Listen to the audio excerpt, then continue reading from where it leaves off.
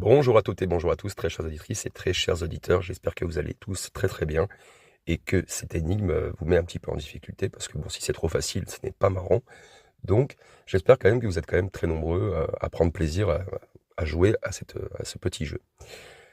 Alors, dans les anciens épisodes, je vous ai donc laissé quelques indices, effectivement, que vous auriez peut-être pu trouver. Et en plus, je vous ai quand même j'ai quand même, on va dire, appuyé sur certains mots pour vous donner quand même quelques indices. Du moins pour essayer de vous amener vers une voie sur laquelle vous pourriez trouver peut-être une partie de l'énigme. Aujourd'hui, donc, on va se concentrer sur l'épisode 3 et on va parler de la carte du ciel perdu, hein, qui a à peu près 4000 ans, qu'on a retrouvée, et qui peut-être mentionne l'étoile oubliée. Donc, vous allez voir, c'est hyper intéressant, comme d'hab. Si vous appréciez ces épisodes, un petit like, un petit commentaire, un petit pouce vers le haut, et puis n'hésitez pas à les partager, hein, ces jeux, ça me donnera de la visibilité. Allez, bonne chance à tous en tout cas, et très bonne écoute. Alors, depuis toujours, l'humanité a levé les yeux vers le ciel, hein, cherchant à comprendre les mystères des étoiles. Les civilisations antiques, bien avant l'invention du télescope, avaient déjà cartographié le ciel avec une précision stupéfiante. Mais parmi toutes les cartes stellaires retrouvées au fil du temps, il en existe une qui défie toute explication. Datée de plus de 4000 ans, hein, elle représente une constellation inconnue et porte un marquage étrange qui semble indiquer une étoile aujourd'hui disparue. Ce qui est troublant, c'est que cette carte correspond presque exactement en fait à la position de HD 12 0991. Alors, est-ce que c'est une simple coïncidence ou bien les anciens savaient-ils quelque chose que l'on ignore encore aujourd'hui? Alors aujourd'hui, on va essayer d'analyser cette carte du ciel oublié et peut-être découvrir donc un indice supplémentaire sur le mystérieux message caché. Commençons déjà par parler de cette carte céleste de Moule Apin. Donc Moule, c'est M-U-L-A-P-I-N. C'est pas un moule à pain, hein, vous savez. Voilà. Donc l'un des plus anciens documents astronomiques de l'humanité est connu donc sous le nom de Moule à pain. Donc c'est un ensemble de tablettes babyloniennes qui datent de 1100 avant Jésus-Christ, mais qui sont basées sur des connaissances bien plus anciennes. Ces tablettes, elles contiennent des listes détaillées d'étoiles et de constellations, ainsi que des informations sur leurs mouvements saisonniers. Et en plus, ce qui est fascinant, c'est que plusieurs étoiles mentionnées dans le moule lapin ne correspondent à aucune étoile visible en fait aujourd'hui. C'est ça qui est incroyable. Et parmi elles, il y en a une en particulier qui est marquée par un symbole bien distinct en fait. Un cercle avec 3 traits en spirale, souvent associé en fait aux objets célestes en transformation. Or, ce symbole est exactement celui qui était utilisé par les Sumériens pour désigner les étoiles mourantes ou changeantes.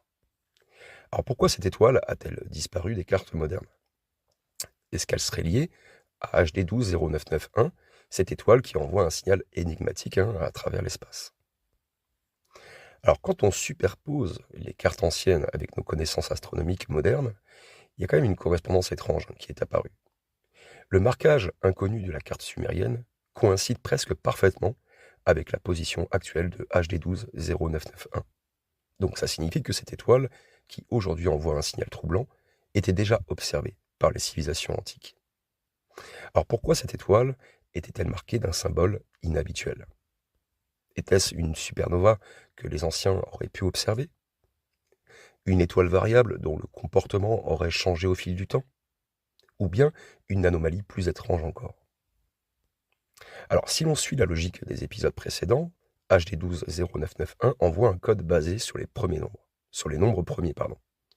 Et donc maintenant, nous allons essayer de on découvre, pardon, dans cet épisode, que les Sémuriens semblaient déjà être conscients de son importance. Alors écoutez bien, voici la question cruciale. Que cherchait-il à nous montrer sur cette carte? C'est ça qui est assez perturbant. Et selon moi, c'est une étrange convergence mathématique. On va reprendre les nombres cachés dans le signal de HD 12 0991. Si vous les avez notés, c'est 1, 3, 2 et 5. On a déjà vu que ces nombres pourraient être reliés au nombre premier, donc ce qui indique un message structuré. Mais si on regarde ces chiffres en les appliquant aux coordonnées célestes, on obtient une correspondance troublante. Dans le système de cartographie sumérienne, le chiffre 1, il correspond à Anu, donc c'est le dieu du ciel. Le chiffre 3, il correspond à Enlil, donc le dieu des tempêtes et du destin. Le chiffre 2 correspond à Ea, donc Enki. En fait, Enki et Enlil, ce sont des frères. Donc c'est le dieu des eaux profondes et de la connaissance cachée. Et le chiffre 5, il correspond à un concept sumérien de pont, donc c'est un pont entre les mondes, donc qui est souvent lié en fait aux étoiles et au passage vers l'au-delà.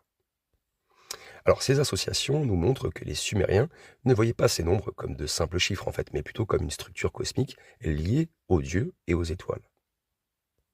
Allez, votre mission est d'associer donc ces nombres à une carte stellaire antique, pour voir si un motif caché apparaît. Ensuite, recherchez si d'autres civilisations ont mentionné en fait une étoile similaire, et qui est marquée d'un symbole divin ou mystérieux. Et ensuite, trouvez le lien, si vous pouvez, entre cette carte et la suite de l'énigme. Alors, en poursuivant cette recherche, un autre fait curieux apparaît. Une carte céleste chinoise, vieille de 3000 ans, montre un marquage étrange dans la même région du ciel. Alors, les anciens astronomes chinois appelaient cette zone la porte du dragon, un passage mythologique entre les royaumes célestes et le monde des hommes. Et dans la culture égyptienne, une étoile proche de cette position était appelée l'œil d'Osiris, un symbole associé à la mort et à la renaissance.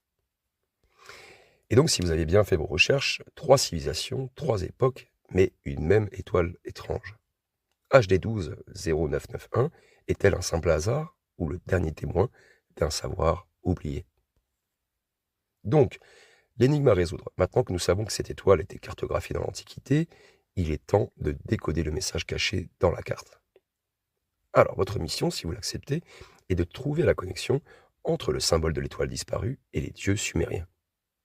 Recherchez si d'autres étoiles ont des signaux lumineux similaires. Et comparez les coordonnées modernes et anciennes pour voir si un autre indice se cache dans la cartographie du ciel. Alors, très chères auditrices et très chers auditeurs, la solution de cette énigme nous guidera vers l'épisode 4, où on va tenter donc de décrypter le spectre lumineux de HD12 0991, qui pourrait donc contenir, peut-être, un message codé. Allez, concluons et je vous tease l'épisode 4. On a découvert aujourd'hui que HD12 0991 était connu des civilisations antiques et qu'elle était marquée comme une étoile spéciale sur plusieurs cartes célestes. Mais nous ne savons toujours pas ce que signifie son signal lumineux. Dans le prochain épisode, nous allons analyser donc le spectre lumineux de cette étoile qui pourrait donc contenir potentiellement une signature cachée.